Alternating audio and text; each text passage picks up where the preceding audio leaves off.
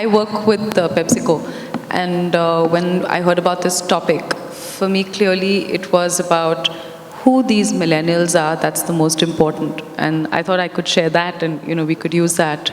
That's fine. It's fine. So if I can have the next slide. Really, the fact is that this is a really big segment. It's on the screen on the side. Yeah, they're a really big segment. There's more than 2 billion millennials globally. Their buying power today is more than it ever was. So if you look at it, 2.5 trillion is what this segment will command. And in India, even more so, you're going to find that this segment is going to be the fastest growing segment in terms of just purchasing power. Next slide, please. If I look at it, why is it different from the way we've approached retailing in the past? Because they're the most inclusive people. They're very group and friend oriented.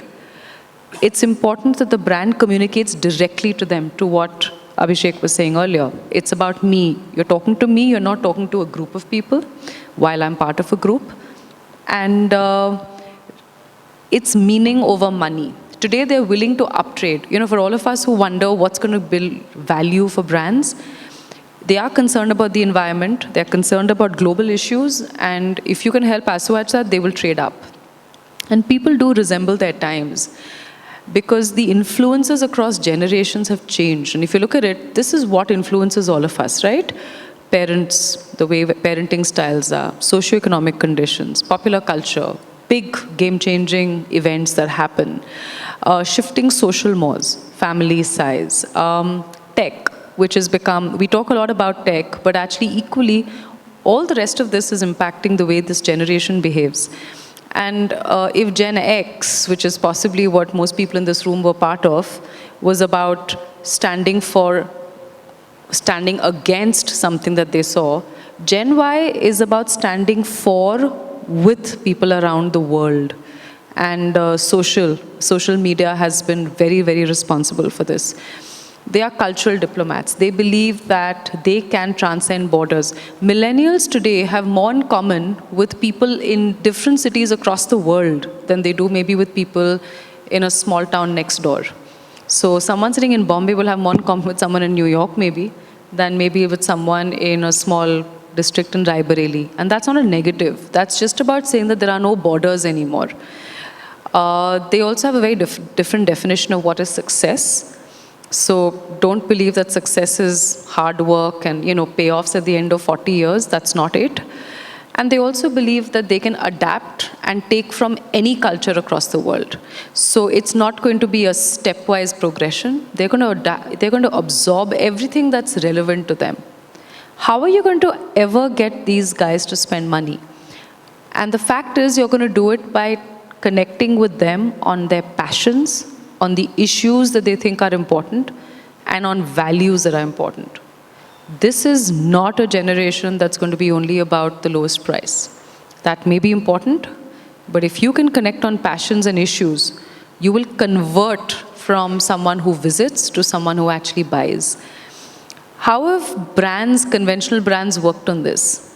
So Pepsi right now launched, and this is a different industry, so this is not retailing, but we just launched a program where we asked them to come back and take over our most valuable asset, right? Our most valuable asset as brand Pepsi is advertising. And we told them, you can come in and tell us, you can make an ad for us, we'll put it on air, we won't put our own ads on air. We have had an overwhelming response. The buzz on this program has been, we thought we'll get 100 good films. Then we said, okay, maybe the hairy target, the really hairy, audacious goal would be 1,000. I think we're going to hit 1,000 in half the period of the activity, in 4 weeks. Because people are literally turning around and saying, this is a brave thing to do. So my question to you would be, what's your biggest asset and how do you hand it over to your millennial consumers and tell them, you come and tell us how you want to engage on this. And it's simple, and you've got to just resource them and they'll come back and engage with you. Because their passion is expression, their passion is filmmaking. They believe the values of democracy are important. They believe the issue is an honest, authentic conversation. How are you going to talk to people like this?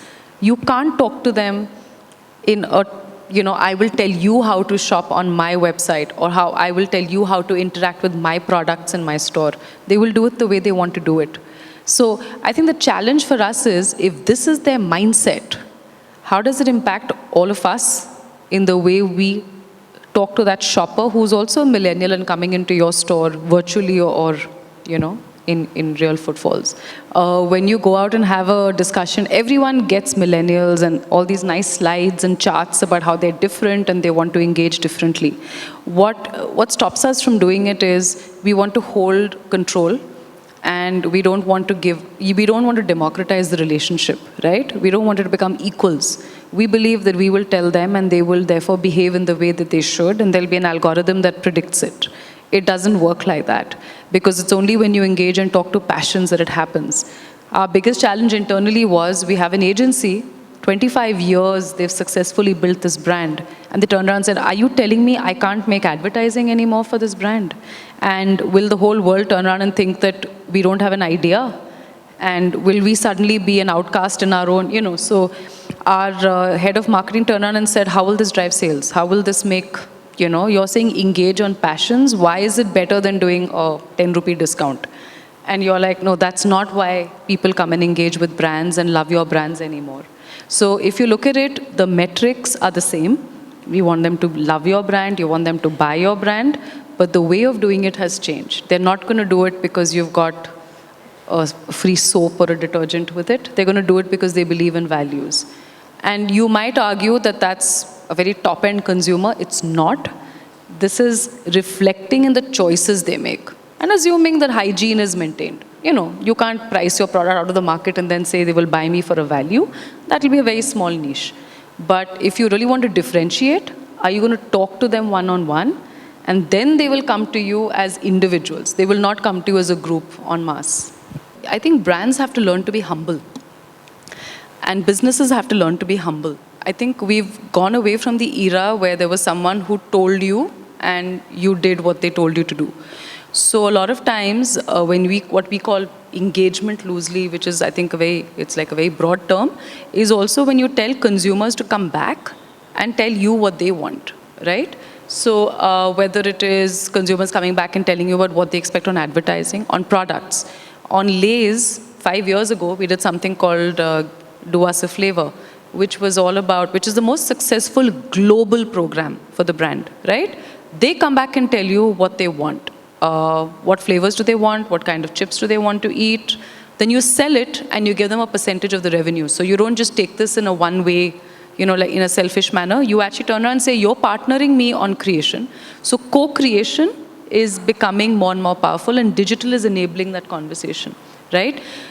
Question is, can you co-create on store space? Can you co-create on pages? Can you ask consumers to create what their interest pages are and go back and say, we will now talk to you one-on-one, to what Abhishek was saying earlier, and really add to those pages and give you your special interest.